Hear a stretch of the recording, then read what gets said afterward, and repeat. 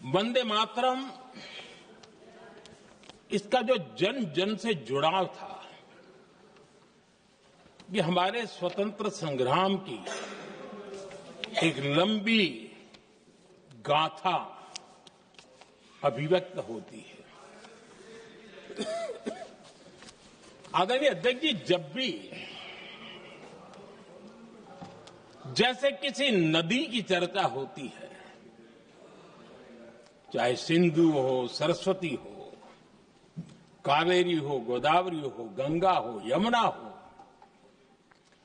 उस नदी के साथ एक सांस्कृतिक धारा प्रवाह, एक विकास यात्रा का धारा प्रवाह, एक जन जीवन की यात्रा का प्रवाह उसके साथ जुड़ जाता है। लेकिन क्या कभी किसी ने सोचा है कि आजादी जंग के हर पड़ाव, वो पूरी यात्रा वंदे मातरम की भावनाओं से गुजरता था, उसके तट पर पल्लवित होता था। ऐसा भाव काव्य शायद दुनिया में कहीं उपलब्ध नहीं होगा। आदरणीय अध्यक्ष जी,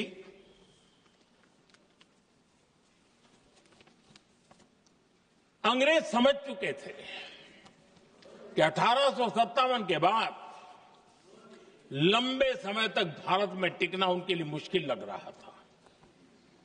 और जिस प्रकार से वो अपने सपने लेकर के आए थे, तब उनको लगा कि जब तक भारत को बांटेंगे नहीं, जब तक भारत को टुकड़ों में नहीं बांटेंगे, भारत में ही लोगों को एक दूसरे से लड़ाएंगे नहीं, तब तक यहां राज करना मुश्किल है।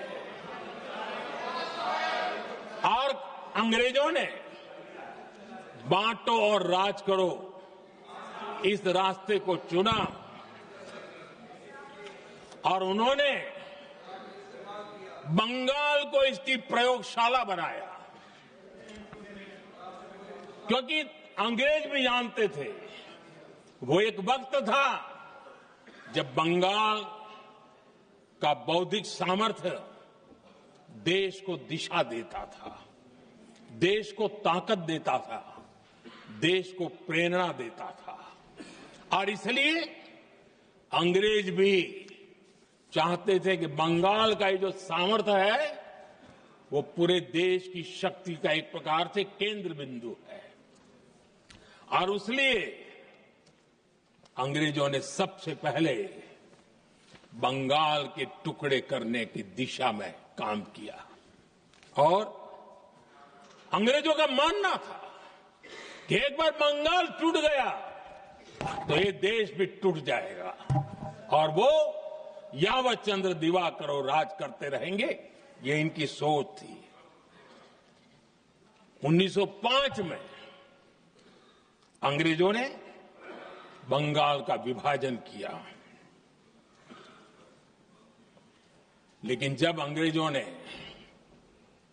1905 में ये पाप किया तो वंदे मातरम चट्टान की तरह खड़ा रहा। बंगाल की एकता के लिए वंदे मातरम गली गली का नाद बन गया था और वही नारा प्रेरणा देता था। अंग्रेजों ने बंगाल विभाजन के साथ ही भारत को कमजोर करने के बीच और अधिक बोने की दिशा पकड़ ली थी। लेकिन वंदे मातरम एक स्वर एक सूत्र के रूप में अंग्रेजों के लिए चुनौती बनता गया और देश के लिए चट्टान बनता गया।